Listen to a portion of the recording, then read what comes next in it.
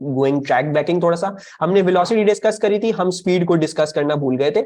Speed की भी जल्दी सी डेफिनेशन लिख लेते हैं। तो स्पीड जो है वो होती है rate of change of distance, ठीक है।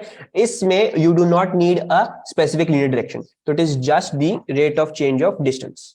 सही है, हमें बस इसमें इतना पता होने की जरूरत है। क्या चीज है ये, स्पेसिफिक लीनियर डायरेक्शन क्यों नहीं है, because this is scalar quantity और मेजर्ड अभी भी इन मीटर पर सेकेंड। अच्छा जी, इसके अलावा हमें एक और चीज देखनी है, और एक और चीज वो कहलाती है एवरेज स्पीड, ठीक है। एवरेज स्पीड या फिर एवरेज वेलोसिटी, ठीक है। So in this you just need to remember कि एवरेज वेलोसिटी, ये जो एवरेज स्पीड है, that is calculated as total displacement, ठीक है। टोटल आप अपनी डिस्प्लेसमेंट लेंगे upon total time.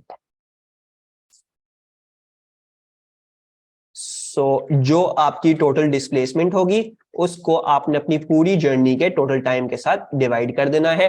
We will be doing examples over this, हम बाद में इसको रिवीजन नहीं करेंगे, इसलिए मैंने ये स्लाइड आपकी पूरी कंप्लीट करी है यहाँ पे।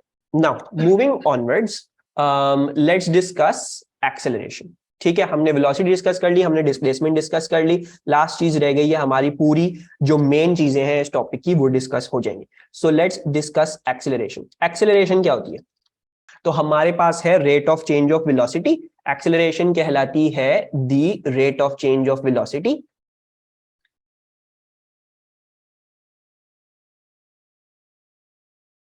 अगेन वेक्टर है, तो rate of change of velocity in a specific linear direction, ठीक है। इसमें भी you will not be looking at the fixed frame of reference, ठीक है। इसमें भी हमें फिक्स्ड फ्रेम ऑफ रेफरेंस ये नहीं चाहिए होता कहां से स्टार्ट किया था, हमें सिर्फ ये देखना होता डायरेक्शन क्या थी, एंड दैट्स इट। वो हमारे लिए हमारी डिस्कशन पूरी रहती है उसमें for acceleration. Then it is a vector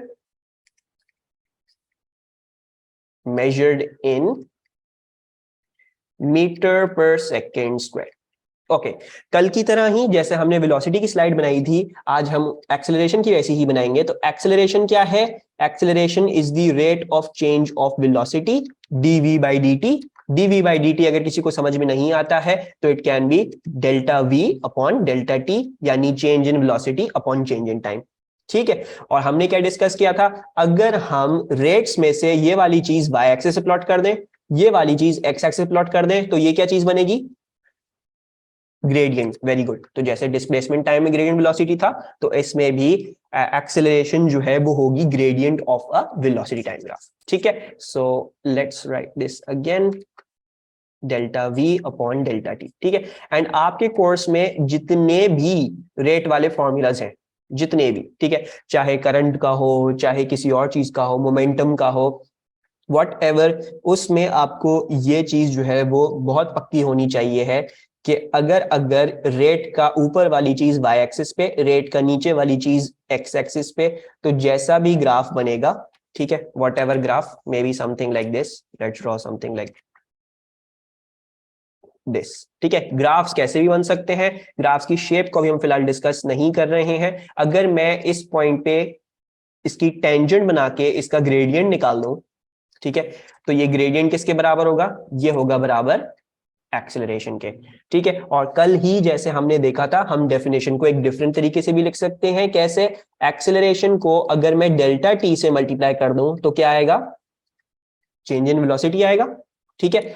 और मल्टीप्लीकेशन का क्या मतलब था, मल्टीप्लीकेशन कब कर देते, कौन सी एप्लीकेशन थी, इट इंप्लाइज दैट के मल्टीप्लीकेशन हमने सबसे पहले जिंदगी में क्यों करना सीखी थी, वो करना इसलिए सीखी थी बिकॉज हमने एरियाज निकालने थे, ठीक है। सो एक्सेलरेशन और टाइम ग्राफ का, अगर एक्सेलरेशन का और टाइम का ग्राफ बनाऊंगा तो उनका जैसा भी ग्राफ बनेगा, वट एवर द ग्राफ, उसका एरिया अंडर द कर्व क्या होगा, वो होगा चेंज इन वेलोसिटी, ठीक है।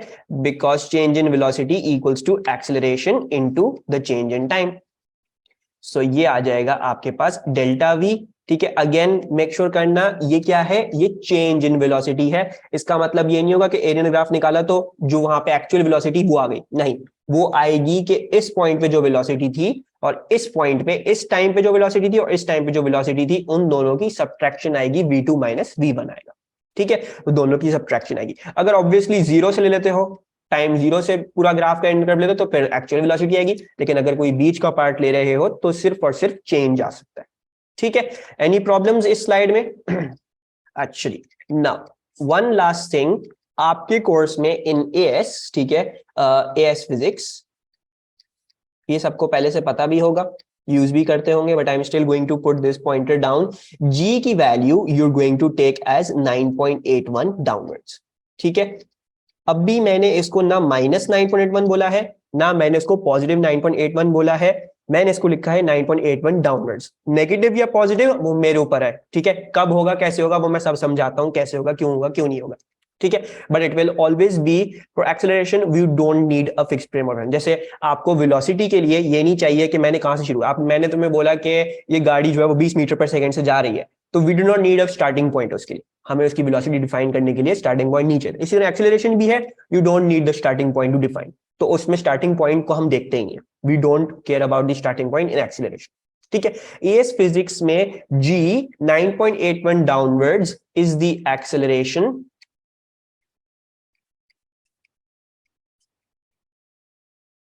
for all objects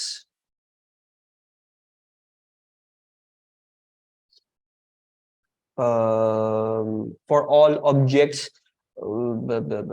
experiencing their weight. ठीक है, let's say something like this, experiencing their weight.